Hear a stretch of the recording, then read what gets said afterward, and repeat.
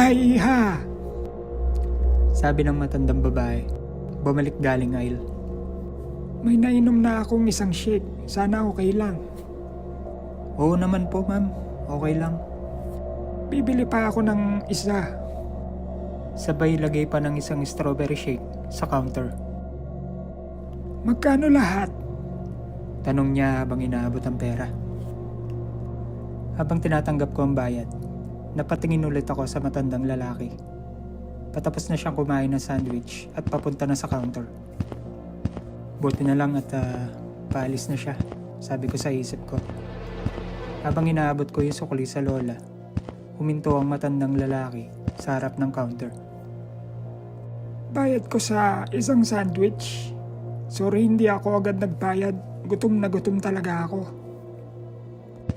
Okay lang po. Sagot ko habang